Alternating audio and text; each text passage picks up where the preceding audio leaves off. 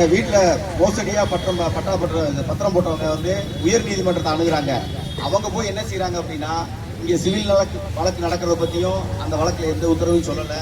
அதன் பின்பு அவரையும் மனுவில் எந்த வகையிலையும் சேர்க்காம நான் கொடுத்த பட்டாவிற்கு என்னுடைய மனைவிற்கு வந்து பரிசீலனை செய்யணும் அப்படின்னு சொல்லி ஒரு உத்தரவை வாங்குறாரு.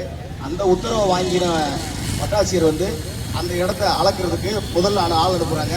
அப்போ வந்து அதை தெரிஞ்சுக்கிட்ட நம்ம வந்து உடனே நில நிர்வாக ஆணையர் 2018 போட்ட கிளைண்ட் காப்பியை கொண்டு வந்து, சார் இதில் வந்து டிக்ளரேஷன் உரிமையில் சார்ந்த வழக்கு இருக்குது, உரிமையை தீர்மானிக்கக்கூடிய டைட்டில் ஆஃப் ப்ராப்பர்ட்டி அதில் தீர்மானிக்கக்கூடிய வழக்குகளில் வட்டாட்சியர் தலையிடக்கூடாதுன்னு சொல்லி ஏற்கனவே நில நிர்வாக ஆணையர் 2018 ஒரு உத்தரவு போட்டிருக்காங்க.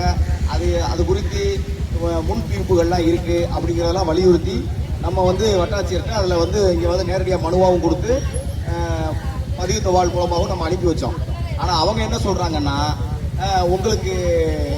உங்களுக்குரிய 528 சதுரடி இருக்குங்க, நீங்கள் என்ன வந்து நீங்கள் ஏன் தடுக்கிறீங்க அப்படின்னு கேட்குறாங்க. சரி, நியாயம் தான். நாங்கள் என்ன செய்யணும்னா, எங்களுக்கு கொடுத்தவருக்கு வந்து 528 சதுரடி தான் சொந்தம். அதே நபர் அதே மாலை காட்டி இன்னொருத்தருக்கு 300 சதுரடி எழுதிட்டாருன்னா அதுக்கு பேர் டபுள் டாக்குமெண்ட்.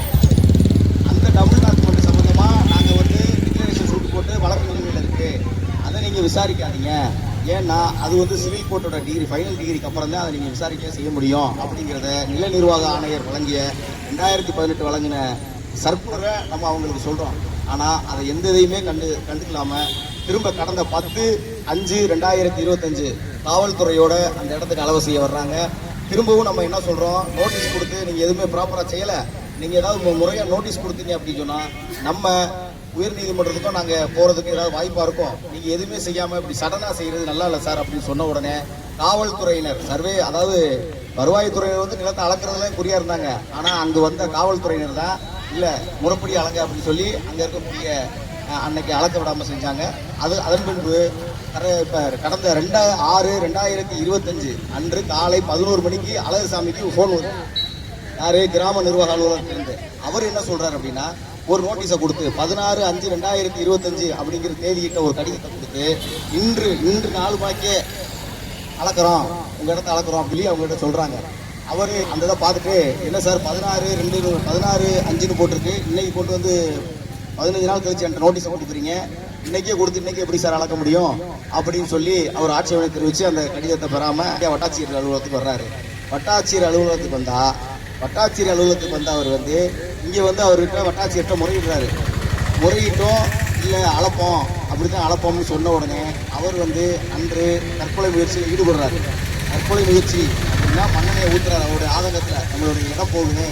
அதாவது சட்டப்படியாக செய்ய வேண்டிய அதிகாரிகளே சட்டப்படி நடந்து கொள்ளாமல் இருந்தால் என்ன செய்வது என்று மனம் வெறுத்து போய் அவர் வந்து அந்த முயற்சிக்கு வர்றாரு. அதுக்கப்புறம் நாங்கள் தெரிஞ்சு அதுக்கப்புறம் அந்த வட்டாட்சியர் அலுவலகத்துக்கு வர்றோம். அப்போம்போதில் நாங்கள் இது சம்மந்தமாக பேச விரும்பணும்னு நினைக்கிறோம். அப்போ எங்களை சந்திக்க மறுக்கிறாரு. அதன் பின்பு வந்து பொய்யாக அழகர்சாமி மீது என்னைய பணி செய்ய விடாமல் தடுத்தார் மற்றும் அவர் தற்கொலைக்கு தூண்டினாருன்னு சொல்லி அவர் மீது கிரிமினல் வழக்கு பதிவு செஞ்சுருக்காங்க. இப்போ நாங்கள் என்ன சொல்கிறோம் அப்படின்னா, அதாவது தெளிவாக அதே அரசு அதிகாரிகள் என்கிட்ட கேட்டாங்க, என்ன உங்களுக்கு பட்டாவுக்கு போட்டு வழக்கு போடுறதுக்கு கொடுக்கக்கூடாதுன்னு சொல்கிறீங்க அப்படிங்கிற ஒரு கேள்வியை முன் வச்சாங்க. எல்லா வழக்கும் வழக்கல்ல, அதாவது அந்த வழக்கினுடைய முக்கியத்துவம், அதாவது உரிமையில் சார்ந்த வழக்கில் வந்து டைட்டில் ஆஃப் ப்ராப்பர்ட்டி உரிமையை தீர்மானிக்கக்கூடியதில் சிவில் நீதிமன்றம் தான் முடிவு செய்யணும் அப்படிங்கிறத சட்டம் இருக்கு, விதி இருக்கு. உங்க பட்டா பாஸ்புக் ஆக்ட் அதே சொல்லுது, பட்டா இதுவும் அதே சொல்லுது. வெறுமனே பேர் இன்ஜெக்ஷன் அது மட்டும் கேட்டிருக்காங்க அப்படின்னா அது அந்த வழக்கை பட்டா வழங்க உரிமை வழங்க கட்டுப்படுத்தல அப்படின்னா பட்டா வழங்கலாம்னு சொல்லி சட்டமும் சொல்லுது, பலவங்களும் சொல்லுது. இதை புரிஞ்சு கொள்ளாமல் இதை நான் எவ்வளவு தடவை விளக்கி சொல்லியும் அவர்கள் என்ன செய்கிறார்கள் என்றால் வழக்கறிஞர்கள் தான் தூண்டுகிறார்கள் அப்படின்னு சொல்றாங்க. நாங்கள் தூண்டுறதுக்கு நாங்கள் என்ன செய்கிறோம் சொல்லுங்கள். இப்போ பாவப்பட்ட மக்கள் எங்கிட்டாங்க விளக்கங்களை சொல்கிறோம், அதற்கான முறையீடுகளை செய்யும், அவ்வளவுதான். அது மீறி வந்து அவங்களுக்கு நாங்கள் என்ன செஞ்சு கொடுக்குறோம், அவங்க வந்து சாதாரண மக்கள் வட்டாட்சியர்களே இப்படி அரசு விதிகளை பின்பற்றாமல் நீங்கள் இப்படி செஞ்சீங்க அப்படின்னா அவங்க இதுக்கு மேலே உங்களுக்கு மேலே யார்கிட்ட போய் பார்க்க முடியும்? இந்த வட்டத்தினுடைய நிர்வாக நடுவரே ஐயாதேன் அவங்களே இப்படி செய்யும் பொழுது மனம் வெறுத்து இந்த நிலைக்கு ஆளாயிருக்காரு. அதனால் வந்து அது மட்டும் இல்லாமல் தொடர்ந்து இது ஒன்று மட்டுமல்ல, என்கிட்ட நானே 10 உத்தரவு வாங்கி வச்சிருக்கேன் உயர்நீதிமன்ற உத்தரவு. அந்த எந்த உத்தரவுக்கும் இங்கே தாலுகா அலுவலகத்தில் வந்தோம்னா அதுக்கு முறையான விசாரணையே கிடையாது. அந்த முறையான விசாரித்தாலும் அதுக்கு உரிய காலத்தில் விசாரிக்கிறது இல்லை. அதுக்கான ஆவணம் என்கிட்ட இருக்குது.